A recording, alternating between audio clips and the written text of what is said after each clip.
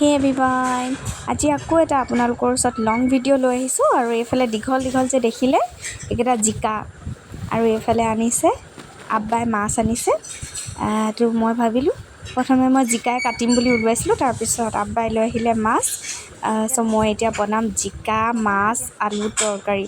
আৰু এইফালে মই জিকা আৰু আলু কাটি ল'লোঁ, আৰু এইখিনি হৈছে মাছৰ কণী। এইখিনি দিও মই কিবা এটা বনাম দেই, আপোনালোকে চাই থাকক, তেতিয়া গম পাব মই শেষত কি বনালোঁ। তাৰপিছত মই চব্জিখিনি ধুনীয়াকৈ কাটি মেলি ল'লোঁ, একদম চিম্পলকৈ বনাম, মছলা বেছি নিদিওঁ। ইয়াত তেল গৰম হ'ল, তাতে মই ক'লা সৰিয়হ দি দিলোঁ। সৰিয়হটো যে বহুত বেছি ফুটে, সেইটো কাৰণে মই তাতে দি দিলোঁ অকণমান পিঁয়াজ কাটি দি দিলোঁ। আৰু এইফালে দেখিছে নহয়, মই মছলা বেছি একো দিয়া নাই, হালধি দিছোঁ, তাৰপিছত ধনিয়া পাউডাৰ দিলোঁ আৰু নিমখ, বিলাহী কাটি দিলোঁ, আৰু অকণমান কালাৰ জলকীয়া দিলোঁ, লাল মিৰ্চ পাউডাৰটো। লাল মিৰ্চ পাউডাৰটো দিলে আচলতে কালাৰটো ধুনীয়া হয়, সেইটো কাৰণে দিলোঁ। আৰু দি মেলি ধুনীয়াকৈ মই এতিয়া মছলাখিনি ভাজি ল'ম। বিলাহীটো অকণমান কেঁচা আছিলে, সেইটো কাৰণে চাগে সোনকালে সিজা নাই। আৰু মই পানী এড কৰা নাই ইয়াত, অকল তেলতে সিজিবলৈ দিছোঁ। সেইখিনি ভালদৰে সিজি যোৱাৰ পাছতে মানে মই তাতে ইয়াত চব্জিখিনি কাটি থোৱা আছিলে সেইখিনি দিলোঁ, জিকা আলুখিনি। আৰু এয়া দেখিছে নহয়, মই কাম কৰিলেতো কিবা এটা নহ'লেও কিবা এটাতো হ'বই, সেইটো কাৰণে দুডোখৰ দীঘল দীঘলকৈ জিকা থাকি গ'ল, সেইডোখৰ কাটি দিব লাগিব। মই কামবোৰ কৰিলে কিয় জানো ভাল হোৱাৰ ঠাইত আৰু বেয়াহে হৈ যায় বেছিকৈ। তাৰপিছত এইখিনি ভালদৰে মই ভাজি ল'ম, আৰু ভাজি লৈ অকণমান দেৰি থাকিব দিম। জিকাৰ পৰা এনেও পানী ওলায়, সেইটো মই সেইটোলৈ বাট চাই নাথাকোঁ আৰু বেছি, অকণমান সিজিবলৈ দিয়ে, তাত মই পানী এড কৰি দিম। তো এয়া পানী ওলাইছে দেখিছে নহয়, অকণমান সিজিবলৈ দিম, মানে বেছি দেৰিলৈকে সিজাই নাথাকোঁ, মই ইয়াত পানী দি দিম সোনকালে। তো ইয়াত অকণমান জিকাৰ পৰা যোনখিনি পানী ওলালে সেইখিনিৰ পৰা চব্জিখিনি অকণমান সিজি গ'ল। আৰু মই মানে এইফালে সিজিবলৈ দিলোঁ চব্জি, আৰু এয়া মাছ আছিলে। মই কিন্তু আজি অনা মাছখিনি মই ফ্ৰাই নকৰিলোঁ, কাৰণ দেৰি হৈ গৈছিলে, আৰু কালিয়ে অনা মাছ মানে ফ্ৰাই কৰি থোৱা আছিলে। তো মই ভাবিলোঁ এইখিনি বনাই দিওঁ, সেইখিনি ৰাতিপুৱা বনাওঁ, সেইকাৰণে বা বেলেগ এদিন খাব, আৰু সেইটো কাৰণে থৈ দিলোঁ। তাৰপিছত এয়া পানী এড কৰি দিলোঁ, এতিয়া উতলিবলৈ দিম মই ইয়াত। জিকা আলু আৰু মাছৰ তৰকাৰী কোনে কোনে ভাল পায় বাৰু? মই কিন্তু পাচলি মিক্স কৰি মানে মাছ বা মাংস কিবা বনালে ভাল পাওঁ, কিন্তু আমাৰ ঘৰত এনেকুৱা হয়, মাছ মাংস বনালে বেছি পাচলিটো দিবলৈ নিবিচাৰে, মই বনালেহে তেনেকৈ বনাওঁ মানে। আৰু আলু চবেই বেয়া পায়। আৰু এইফালে দেখিছে ন, এয়া হৈছে বেঙেনা কাটি থৈছোঁ মই, এইটোৰ পৰা আকৌ নতুন কিবা এটা বনাম। তাৰপিছত এতিয়া মোৰ চব্জি হ'বলৈ হ'ল, মাছ জিকা আলুৰ তৰকাৰী। তো ইয়াতে মই মাছখিনি এড কৰি দিম, আৰু কৰাৰ পিছত অকণমান উতলিবলৈ দিম, তেতিয়া অকণমান জোলখিনি সোমাব আৰু খাবলৈ ভাল হ'ব।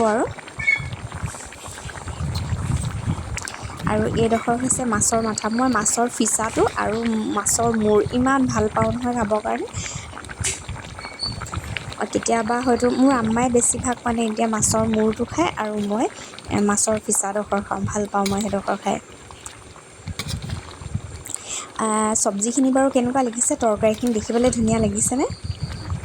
মই বনাওঁতে এনেই ঠিকেই বনাওঁ, খালি কেতিয়াবা খেলি মেলি হৈ যায়। আৰু খেলি মেলি মানে আৰু কি, মাজতে কেতিয়াবা পিঁয়াজ জ্বলি যায়, কেতিয়াবা চব্জিখিনিয়ে অকণমান ধৰি যায়, মছলাই জ্বলি যায়, সেই তেনেকুৱা হৈ যায় আৰু মাজে মাজে। তাৰপিছত ইয়াত তৰকাৰী উতলিলে আৰু নমাবলৈ হ'ল, আৰু এইটো এনেই দি দিছোঁ। আৰু আমাৰ ঘৰত জলকীয়া ইমান নাখায়, সেইটো কাৰণে আগতীয়াকৈ নাই দিয়া, বেছি জ্বলা হ'ব বুলি। তাৰপিছত ইয়াত আকৌ আগতেই জলকীয়া দিছোঁ, সেইটো মই বনাম মাছৰ পেটু আছিলে অকণমান, আৰু মাছৰ কণীখিনি যে আছিলে সেইটো মই বেঙেনা দি ধুনীয়াকৈ ভাজি এখন বনাম। ইয়াতে ডাঙৰ পিঁয়াজ এফুটা মই কাটি ল'লোঁ, কাটি তাৰপিছত এইখিনি ভাজিলোঁ, আৰু এয়া বেঙেনা সৰু সৰুকৈ কাটি থৈছিলোঁ, ধুই আনি মই তাতে হালধি আৰু নিমখ দি দিম। দিয়াৰ পিছত সেইখিনি আৰু পিঁয়াজ ৰঙা হ'লে তাত দি দিম। আৰু ইয়াত জলকীয়া মই 2টা দিছোঁ, অকণমান বেছি দিছোঁ। তাৰমানে গোটেইকেইখন তৰকাৰীতে যদি আমাৰ বেছি জ্বলা হৈ যায় ন, কোনোৱে খাব নোৱাৰে। সেইটো কাৰণে মই এখন চব্জিত 1টা জলকীয়া দিছোঁ আৰু এখনত 2টা জলকীয়া দিছোঁ। তাৰপিছত ইয়াত এতিয়া বেঙেনাখিনি এড কৰি দিলোঁ। মই এইখিনি ধুনীয়াকৈ অকণমান দেৰি সিজিবলৈ দিম। বেঙেনাখিনি সিজি যোৱাৰ পিছতে মই তাত মাছৰ কণী আৰু মাছৰ তেল আছিলে, সেইখিনি মই তাত দি দিম। আৰু এয়া দেখিলে বেঙেনাখিনি সিজি গ'ল। এতিয়া ইয়াতে মই মাছৰ কণী আৰু মাছৰ পেটুখিনি দি দিলোঁ। দি এতিয়া অকণমান দেৰি ভালকৈ ভাজিব লাগে। তাৰপিছত আৰু ৰেডি হ'ব আৰু বেঙেনা আৰু মাছৰ কণী। এইবিলাক বস্তুত খালি তেল অকণমান বেছি দিব লাগে, তেতিয়া খাবলৈ বেছি ভাল হয় মানে। আৰু এইফালে ফাইনেলি মোৰো তৰকাৰী ৰেডি হৈ গৈছিলে, যিহেতু অথনিয়ে মই দেখুৱাইছিলোঁ আপোনালোকক। ঠাণ্ডা হ'বলৈ দিছিলোঁ মই। তো এয়া তৰকাৰী মই নমাই থ'লোঁ। মোৰ আব্বাই কিন্তু মোৰ হাতেৰে খাই বহুত ভাল পায় তৰকাৰী। মোৰ আম্মাও বহুত বেছি ধুনীয়া বনায়, কিন্তু মানে নাজানো মোৰ মন ৰাখিবলৈ কয় নেকি, কিন্তু মোৰ হাতেৰে বনোৱা ভাল পায় মানে খাবলৈ। তাৰপিছত এয়া মাছৰ কণীও আমাৰ ৰেডি হৈ গ'ল। তাৰপিছত ৰাতিৰ ভাত সাজ মই এনেকৈ উলিয়ালোঁ আব্বাৰ কাৰণে এইখন থালি। আব্বাৰ কাৰণে ৰেডি কৰি দিলোঁ।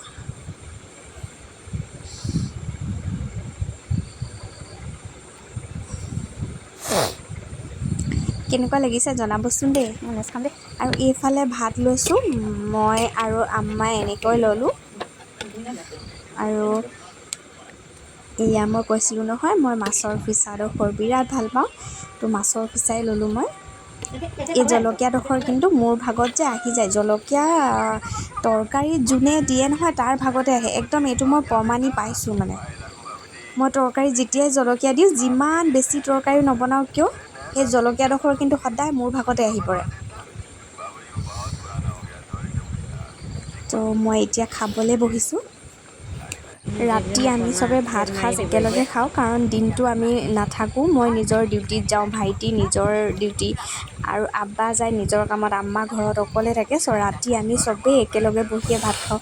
তো মই আপোনালোকক মোৰ থালিখন দেখুৱালোঁ আৰু মোৰ আব্বাক কেনেকৈ ৰেডি কৰি দিলোঁ মই সেইখনো দেখুৱালোঁ। তো মই আজিলৈ মোৰ ভিডিঅ'টো ইয়াতে সামৰিছোঁ। Bye bye.